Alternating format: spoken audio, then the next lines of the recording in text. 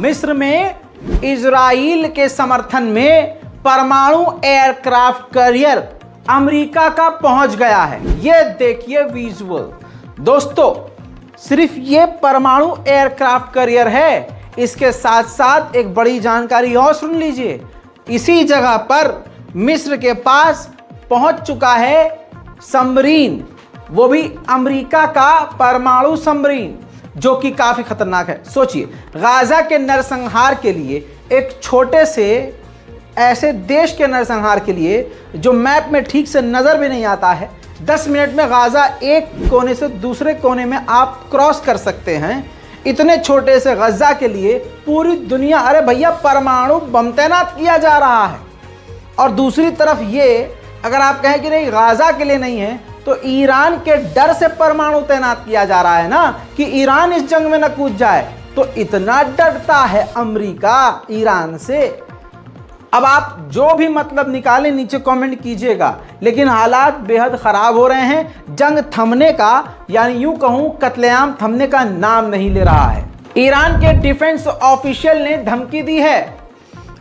अब आप कहेंगे इसके अलावा दे ही क्या सकते हैं। अब आप कुछ भी कहते रहिए, खबर तो देना मेरा काम है। और जिस तरह की धमकी ईरान दे रहा है, अगर धमकियों का भी कंपटीशन हो तो ईरान उसमें तो जीतेगा, कम से कम उसमें तो जीतेगा। ऐसी बातें तो कोई नहीं बोल रहा है। ईरान के डिफेंस ऑफिशियल ने कहा है कि अगर सीज फायर नहीं किया इजराइल ने, तो अमेरिका को जोरदार हिट मिलेगा, यानी अमेरिका को झटका लगेगा। देखिए देखिए, राजा की जान किसमें है? तोते में। तो तोते की ही नैरेटिव पकड़ ली है ईरान ने। ईरान बहुत शातिराना गेम खेल रहा है।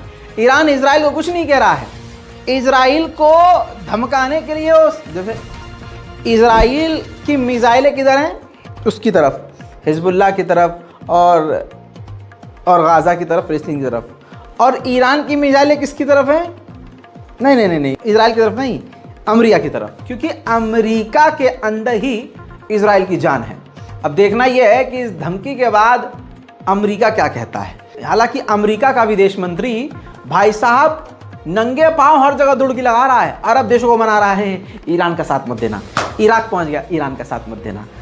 लेबनान, अरे ईरान का साथ मत देना। सबको समझा रहा है। अब दुड़की मारते मारते अमेरिका का विदेश मंत्री तुर्की की राजधानी अंकारा पहुंच गया। मेरे दोस्तों, खेल समझिए, ये अमेरिका की बौखलाहट है कि ईश्वर ना करे इनमें से कोई जंग में कूद जाए, और तुर्की तो कूद ही नहीं सकता। मैंने बताया था कि तुर्की के अंदर अमेरिका के बेस पे हमला हुआ, जिसके कुछ घंटे के बाद इराक से दौड़ता हुआ अमेरिका का विदेश मंत्री तुर्की पहुंच गया। तो समझ जाइए कि हालत टाइट तो है। हमास ने ऐसा बयान दिया जिसके बाद सबने अपना सर खुजाना शुरू कर दिया कि अब क्या करें। हमास ने साफ तौर से कह दिया कि ईरान, नॉर्थ कोरिया, रशिया और चाइना हमारा एलाई है, हमारा साथी है।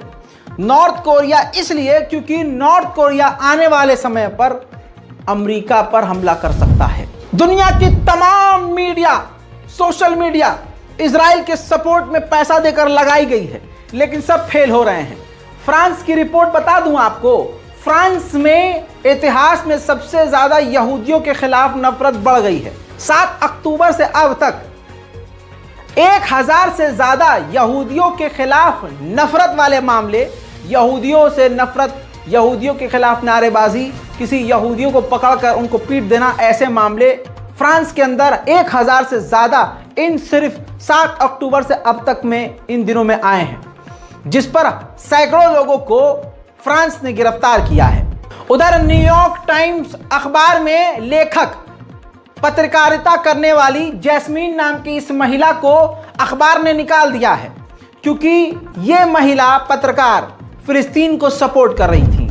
हमास के एक सीनियर अधिकारी ने बताया है कि हम इजराइल को ऑफर कर चुके हैं कि हम आपके तमाम कैदियों को रिहा कर देंगे, जिसके बदले आप हमारे जितनी भी महिलाएं फिलिस्तीन की और गाजा की कैद में हैं आपके, और जो बच्चे आपकी कैद में हैं उनको रिहा कर देंगे। लेकिन इजराइल अब तक रेस्पॉन्स नहीं कर रहा है। वहीं इजराइल का एनवॉय जो अमेरिका में है, उसने कहा है कि गाजा पूरी दुनिया का टेरर कॉम्प्लेक्स है, पूरे के पूरे गाजा को ही आतंकवादी बता दिया।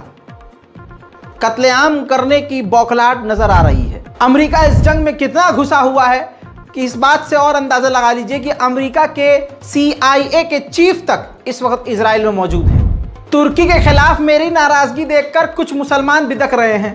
मेरे दोस्तों, ये गुस्सा मेरे अंदर जायज है, आप नहीं समझ सकते। सोचिए, तुर्की के अंदर ही खुद रजब तैयब एर्दोगान के नेता और विपक्ष की पार्टी के नेता खुद एर्दोगान से नाराज हैं।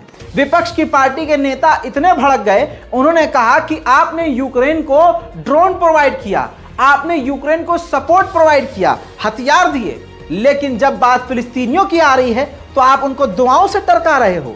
सुनिए गुस्सा। gönderirken, Azerbaycan'a silah gönderirken Filistin'e dua göndermeyle mi yetineceksiniz? भैया, लेकिन हिम्मत की दाद तो मैं गाजा वालों की देता हूं। गाजा के मुसलमान, फिलिस्तीन के मुसलमान, पूरी दुनिया के मुसलमानों के लिए एक सबक है।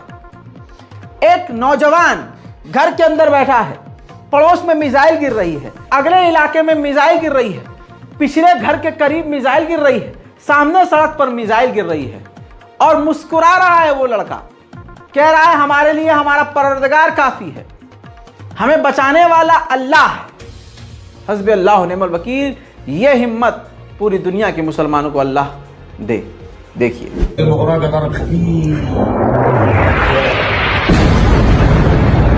حسبنا الله ونعم الوكيل. صواريخ من النوع الجديد على غزة ولا على بالنا، اقسم بالله العظيم. حسبنا الله ونعم الوكيل فيهم، لن نركع ولو استخدموا كل اساليبهم. دعواتكم من قطاع غزة. السلام عليكم. उधर UAE अब बोला है। UAE ने कहा है ये जो परमाणु मारने की धमकी दी है गज्जा पर, इससे साफ जाहिर हो रहा है कि इजराइल जो है नरसंहार करना चाह रहा है।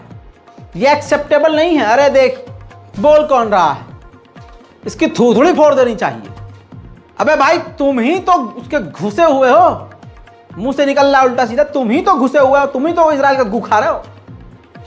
अब आए हैं, अरे हमें लग रहा है तुम नरसंहार करना चाह रहे हो। लेबनान के एक जनरल कमांडर अपने मेडल्स और वर्दी में कसम खा रहे हैं और ऐलान कर रहे हैं कि आज से, अब से हम हिजबुल्लाह के साथ।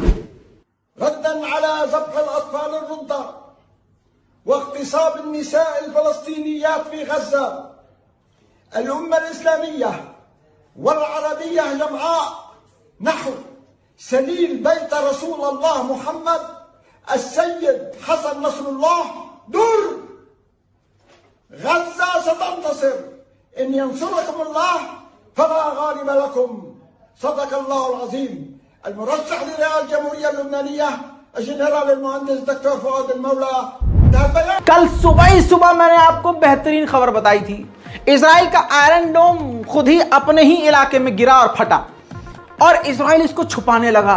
इजराइल के समर्थक कह रहे ये तो झूठ है, फेक है, लेकिन सच्चाई यही थी। आपको पता है नुकसान तो हुआ ही है, सड़क के किनारे भी इजराइल के आयरन डोम के मिसाइल का टुकड़ा जाकर ब्लास्ट हुआ, फटा, वहां भी आग वाग लगी।